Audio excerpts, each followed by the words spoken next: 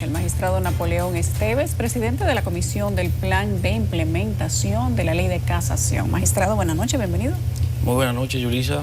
Gracias por la invitación. Aquí estamos para tus órdenes. ¿Cómo se siente? Muy bien, gracias a Dios. Gracias por sacar el tiempo. Vamos a explicarle a la gente de qué trata la Ley 223. En 55 minutos. Bueno, sí, aunque sea en 5. Bueno, la ley sobre procedimiento de recurso de casación es una ley que fue promulgada el 17 de enero del 2023 de este año, en la cual se abarca todo el procedimiento mediante el cual la Suprema Corte de Justicia ejerce sus funciones en las diversas salas de la Suprema, específicamente en este caso en la primera y la tercera sala, donde se conocen los asuntos civiles, comerciales, de familia, laboral, tierra. Así está distribuido en esas dos salas, esas materias. Entonces esta ley viene a regular ese procedimiento, a modificarlo, porque ya estaba regulado por la ley 3726 del 53. ¿Por qué era necesario que se aprobara y se promulgara la ley 223? Bueno, teníamos una ley del 53, 70 años, una ley ya que estaba para pensión, una ley que ejerció su función durante 70 años y ha sido actualizada, modernizada con esta nueva ley 2-23, tratando de hacer que la Suprema Corte de Justicia tenga una labor más eficiente, tratando de aumentar los filtros para llegar a la Suprema Corte de Justicia. Hacerlo más fácil y más eficiente, tal vez. Más fácil, eficientes, porque a su vez el ciclo procesal de un caso, por ejemplo, culmina lo más pronto posible. Podríamos decir que se hace justicia en tiempo oportuno, más oportuno, ya que sin filtros, como estaba bajo el sistema anterior, la Suprema Corte de Justicia estaba colapsada con la carga de trabajo que tenía. Cuando la Suprema Corte de Justicia tiene una función muy particular, diferente a los jueces del fondo. El caso que llega a la Suprema Corte de Justicia generalmente ya pasó por 2 instancias, y lo que implica que ha pasado por la vista de 6 jueces. Entonces ya la Suprema Corte de Justicia debe quedar como el órgano de cierre del Poder Judicial para determinar si la ley ha sido bien o mal aplicada por los jueces del fondo. ¿Cómo era la situación del Tribunal o de la Suprema antes de tener la actualización a la ley 223? Bueno, se habla mucho de la mora judicial, exacto, de los procesos que no son efectivos, de que hay gente que muere esperando una decisión final. ¿Cómo era viviéndolo desde adentro? Es así. Cuando llega, por ejemplo, esta nueva conformación de la Suprema Corte de Justicia para tomar un periodo, que fue en el 2019, en abril del 2019, que inicia esta gestión de la Suprema Corte de Justicia, esta actual gestión, se hizo un inventario de los expedientes que habían en los archivos de la Suprema Corte de Justicia, y había alrededor de 18.000 y tantos expedientes, de los cuales 11.000 y tantos eran solo de la Sala Civil de la Suprema Corte de Justicia, que es a la cual yo pertenezco actualmente. Es decir, estamos hablando que 5 jueces tenían que fallar, hemos tenido que fallar esos 11.000 expedientes, pero ha seguido entrando expedientes, o sea, nunca se detiene la entrada de expedientes a la Suprema Corte de Justicia.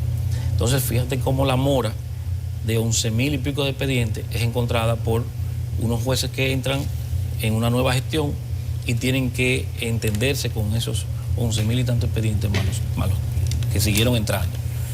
Ya ahí tenemos porque una mora importante. ¿Perdón? 11.000 más lo que entran diario. Más lo que entran diario, exactamente. Eso no se detiene. Entonces, al día de hoy, yo podría decirte, me atrevería yo, Napoleón, a decirte que la mora está destruida en la Suprema Corte de Justicia. No hay mora judicial. Para mí no hay mora ya en la Suprema Corte de Justicia, cuando te lo digo en el sentido de que de 11.000 y pico expedientes, tal vez haya algunos 500 expedientes pendientes de fallo. Lógicamente siguen entrando. Pero de esos 11.000 deben quedar 500. No, de esos 11.000 no debe quedar nada ya.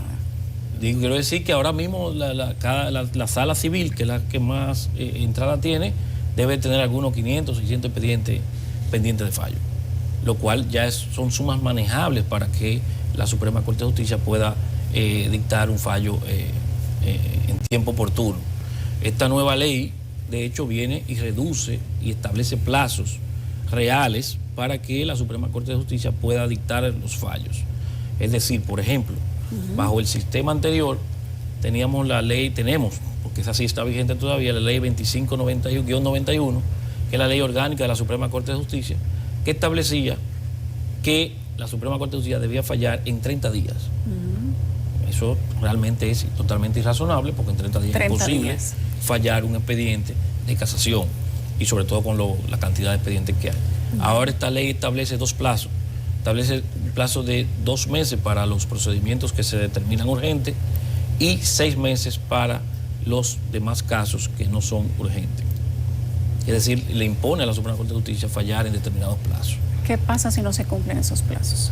Si no se cumplen esos plazos, ciertamente ahí sí habría una sanción, vamos a decir, moral para la Suprema Corte de Justicia, pero también sería una sanción que debería tomar el Consejo Nacional de la Magistratura al momento de evaluar a esos jueces de la Suprema Corte de Justicia que hayan inobservado esos plazos en sus funciones. Es lo que podría deducirse. La ley en sí no establece una sanción, pero lógicamente va a ser parte de la evaluación de desempeño del juez al momento de su evaluación cada 7 años en el Consejo Nacional de la Magistratura. ¿Cuántos años le queda a ese gran grupo de jueces, ese consejo que se eligió por 7 años? Bueno, nos queda para evaluación 2 años. O sea, falta en el 2026, se produce la evaluación de este grupo de 9 jueces que entramos en el 2019. ¿Para cambio? Ya otros han ido entrando, hay otros que vienen a 4 jueces, son evaluados el año próximo. Los plazos se van cumpliendo. Se van cumpliendo. Para la gente que está en su casa y que dice, bueno, pero ¿qué es esa ley? Que quizá entiende porque ha tenido algún tipo de acercamiento con un proceso judicial, pero no tiene el manejo de los términos. Vamos a explicar qué es la casación y luego de qué proceso llega. Ok, el recurso de casación lo podríamos definir como el recurso extraordinario mediante el cual se decide si la ley ha sido bien o mal aplicada por los jueces del fondo. Es decir, para ponerlo gráficamente, usted tiene un procedimiento de cobro de pesos, donde usted empieza en primera instancia, eso luego va a apelación, y cuando va a la Suprema Corte de Justicia, la Suprema Corte de Justicia lo que hace es que evalúa si los jueces del fondo, en este caso del tribunal que viene la decisión, que es la Corte de Apelación, si esos jueces de la Corte de Apelación que dictaron esa decisión lo han hecho conforme a derecho. Entonces, la Suprema se supone que solo evalúa si se cumplió la ley, no quién tiene la razón, no si debe o no debe, sino si el juez aplicó correctamente la ley. Entonces, es un trabajo un poco más unificador de la jurisprudencia, tratando de unificar, de que todos los jueces apliquen la ley de manera igualitaria, uniforme. Magistrado, estos plazos que establece la ley 223, 1 mes y 6 meses, civil, penal. No, penal, la materia penal está fuera de la ley. En el caso de los casos civiles, que el plazo más largo es hasta 6 meses, ¿no es mucho tiempo? Para el fallo, para Sí. dictar el fallo, no, porque recuerda que entran muchos expedientes y son 5 jueces. Entonces, son casos que tienen su complejidad. O sea, cuando tú recurres en casación, tú puedes plantearme un sinnúmero de vicios que tú denuncias contra la decisión, y eso conlleva un estudio de la decisión, o sea, no es una cuestión automática. Entonces eso conlleva un estudio, una ponderación, pero sobre todo es el volumen de expedientes que entra a la Suprema Corte de Justicia. Y recordemos que la Suprema Corte de Justicia está dando una decisión que va a ser unificadora en el sistema judicial. Es decir, tiene que ser una sentencia bien ponderada, bien pensada, porque es la que se supone que los jueces del fondo deberán seguir, es la que la va a orientar a los jueces del fondo para que se aplique la ley de manera uniforme. Históricamente, nosotros como país tenemos un cuestionamiento de manera permanente a las decisiones de los jueces. Hay inclusive acusaciones, una serie de prerrogativas que circulan alrededor de las decisiones de los jueces, y mucha gente tiene sus propias percepciones. ¿Cómo se maneja esa individualidad para permanecer siendo justo? Un juez es la representación, bueno, prácticamente de lo más, hasta de Dios, dicen algunos. Entre los médicos y los jueces se dividen la divinidad, porque se decide cuál es la verdad, cuál es la razón, la vida y la libertad, que tiene mucha importancia en el tema hasta de los derechos fundamentales. ¿Cómo se mantiene independiente un juez de la Suprema Corte de Justicia? Bueno, lo primero, que el juez de la Suprema Corte de Justicia o cualquier juez del Poder Judicial digo o la de cualquier Suprema alta porque corte, probablemente entre la Suprema Corte de Justicia y el Tribunal Constitucional está lo más alto. Sí, no, pero quiero decir que en sentido general es un principio general de que el juez, la independencia del juez hay que verla desde varias ópticas. La primera es una independencia interna y una independencia externa. Interna en el sentido de que entre nosotros mismos, los mismos jueces, no podemos uno influenciar sobre el otro. Cada juez es independiente. ¿No se da eso? No. ¿Aun cuando son amigos? Aun cuando son amigos, lógicamente, dos jueces que son amigos van a debatir el tema, a lo mejor fuera del estrado, de la mesa de reunión, pero eso no quita que cada juez tiene su independencia. ¿Por qué? Porque, por ejemplo, esta Suprema Corte de Justicia ha establecido que cada sentencia establece el juez ponente, y lo establece también ahora de manera novedosa la Ley 2-23. ¿Qué te quiere decir eso? El nombre que sale en la sentencia en la que yo trabajo es el mío. Y yo, independientemente de lo que pueda creer un compañero, por más amigo mío que sea, si yo entiendo que eso no es así, que no es por ahí que va el derecho, a mi interpretación, yo no voy a cambiarlo porque me lo dice ese amigo, porque al final es el nombre mío que va a salir ahí. Que era muy diferente cuando uno podía esconderse detrás del colegiado. Salió la sentencia y somos 5. El usuario tiene que adivinar quién fue que hizo la sentencia.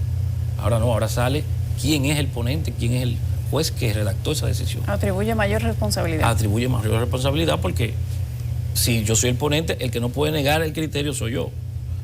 A los otros podría alguno que haya votado en contra y la sentencia como quiera sale porque tiene mayoría. Entonces, esa independencia se mantiene. Además de que todos los jueces actuales de la Suprema Corte de Justicia, que es mi experiencia, hemos mantenido y somos celosos con nuestra independencia. Por eso se arman bonitos debates en nuestras reuniones de pleno en la Suprema Corte de Justicia. ¿Cuánto duran esos debates, magistrado? Bueno, hay 2 plenos, cada sala tiene su pleno, porque hay diferentes conformaciones. Hay una conformación de por ejemplo, la sala civil, que es la que yo pertenezco. Somos 5 jueces y nosotros hacemos un pleno, se podría decir, entre comillas, de 9 a 1, pero eso es interminable, porque si hay que seguir, se sigue. Y ya el pleno general de la Suprema Corte de Justicia también tiene su pleno, que por igual, si tiene que durar más de la 1 de la tarde, durará. Va a depender de los casos que se estén debatiendo y los turnos que concedan los presidentes de cada órgano. ¿Les pasa a los jueces de la Suprema Corte de Justicia, como tal vez hemos conocido nosotros de casos que les suceden a jueces de otras instancias, que algunos hechos de los casos que conocen los dejan marcados? Bueno, podría ser. A lo mejor en la historia de un juez penal debe de haber muchas historias que lo pueden dejar marcado. Son de las cosas que tiene que pasar un juez penal, pero en cierta forma, aunque se pueda oír inhumano, el juez tiene lamentablemente que entender que tiene que abstraerse de ese tipo de sentimientos y ese tipo de cosas, porque si no, puede que pierda la objetividad, no necesariamente, pero puede que pierda la objetividad en el fallo del caso. ¿Se mantiene esa frialdad? ¿Se ejercita de qué manera? Es difícil porque somos humanos, tenemos familia, todos llegamos a nuestras casas, vemos a nuestros familiares, no estamos realmente ajenos. Es lo que se quisiera decir que sería el juez ideal, según los autores, pero es difícil ser ese juez ideal que pueda desconectarse de la realidad social. Eso es difícil, realmente. Magistrado, ¿por qué se tardó tanto tiempo en mejorar la ley de casación? Mira, en su experiencia. La ley de casación fue modificada en el 2008. Se le hizo una pequeña modificación tratando de poner un filtro que era estableciendo que los casos que no superaran la cuantía de 200 salarios mínimos no podían llegar a la Suprema Corte de Justicia. Esos salarios, el último cálculo que recuerdo, anduvo por los 2.000 y pico millones de pesos, 2 millones y pico de pesos. una suma muy importante. 2 millones. 2 millones y tanto. Sobre los 2 millones. Sobre los 2 millones, lo cual es una suma considerable, y el Tribunal Constitucional fue apoderado de una acción inconstitucional sobre esa parte, contra esa parte de la ley del 2008, y lo declaró inconstitucional porque ese límite era irrazonable, con lo cual yo estaba de acuerdo, porque 2 millones de pesos es una suma importante para cualquier persona. Entonces, realmente tú decir que la Suprema Corte de Justicia no podía revisar un expediente si no pasaba de 2 millones de pesos, entonces era poco injusto, excluyente, y ahora la ley lo redujo a 50 salarios mínimos. Porque es importante aclarar que el Tribunal Constitucional, cuando lo declara no conforme con la Constitución, aquel texto, lo que hace es que dice que es irrazonable, no inconstitucional establecer un monto, sino que es irrazonable el monto de 200 salarios, y por eso ahora la ley establece 50 salarios mínimos. Pero ahora la ley también fue más clara, porque la ley anterior era bastante ambigua y confusa, realmente, porque establecía que se tenía que evaluar esos 200 salarios mínimos, ya sea de la condena que contenga la sentencia, o de una evaluación que se haga del litigio, lo cual era un poco complejo. Ya ahora la ley establece que es 50 salarios mínimos solo para los casos, y eso solo se le aplica a los casos que procuran un cobro de dinero o una pretensión dineraria, única y exclusivamente. Antes no hacía esa aclaración y realmente era bastante confuso. Entonces, esta ley, modificada en el 2008, con esa modificación que te explico, también le estableció en el 2008 que el recurso de casación tenía un efecto suspensivo, lo cual en la mayoría de los sistemas el recurso de casación no tiene ese efecto suspensivo. Yo le llamaba el efecto suspensivo nocivo, dañino. ¿Por qué? Porque eso fue lo que hizo que la Suprema Corte de Justicia se cargara de trabajo, porque todo el mundo recurría en casación única y exclusivamente para obtener, beneficiarse de esa suspensión. Entonces esta ley quitó ese efecto suspensivo también, y más bien lo limitó a algunos casos en específico que le dejó ese efecto suspensivo. Entonces la ley, con 70 años de vigencia, la anterior, la 3726, es modificada en razón de que el Pleno de la actual Suprema Corte de Justicia, conjuntamente con el senador Dionis Sánchez, proponen un proyecto de ley que es lo que resulta la Ley 2-23. El Pleno de la Suprema Corte de Justicia ejerciendo su función de iniciativa legislativa. En esta gestión, el Pleno de la Suprema Corte de Justicia creó lo que se llama la Comisión de Agenda Legislativa, de la cual yo soy miembro, y esa comisión se encarga de revisar los proyectos de ley que manda el Congreso para opinión, pero también de nosotros hacer propuestas de leyes al Congreso Nacional basado en nuestra atribución de tener iniciativa legislativa. Entonces es así que surge la Ley 2-23, en la cual entendimos que es una ley muy amplia. Hay gente que la ha criticado porque dice que tiene muchos artículos, sí, pero realmente lo que ha querido es regular todo y que todo esté claro. ¿Se puede decir que es la mejor versión entonces de la ley de casación esta? Bueno, para estos tiempos, no, claro, sí, hay cosas que se pueden mejorar siempre, todo es perfectible. Lógicamente hay novedades que ha traído la ley que conlleva una socialización mayor con la comunidad jurídica, una introducción, un aprendizaje, un estudio mayor, porque hemos establecido algunas figuras incluso del sistema español, como es el interés casacional. Entonces esa sobre todo es la figura que ha creado mayor conmoción en la comunidad jurídica y controversia, que ha creado las críticas. Pero ya la ley de manera general lo que he entendido es que ha caído bien. En sentido general es una mejoría a la versión revisada del 2018 y a la otra que era de cuando Trujillo. Correcto. Sí, o sea que podríamos decir que habemos una ley que vale la pena. Claro. Fíjate, cuando alguien me decía en un evento que participaba que la ley era larga, como crítica me lo explicaban. Bueno, generalmente las leyes son un poco largas. Y yo preguntaba, bueno, pero es que no es que la ley sea larga, es que tú tienes que plantearme qué no debe estar en la ley o qué está de más en la ley.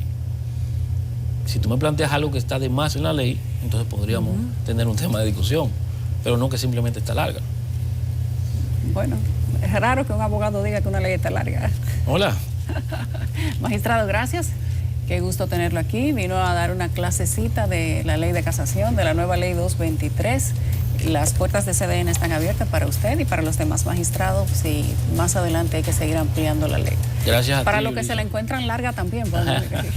Gracias a ti, Yulisa, sobre todo por tomar interés en el tema, que el programa 55 Minutos tome interés en el tema, es algo importante para nosotros, y que nos haya dado esta oportunidad de brevemente, de manera general, hablar de la ley y de algunos temas que hablamos fuera de la ley.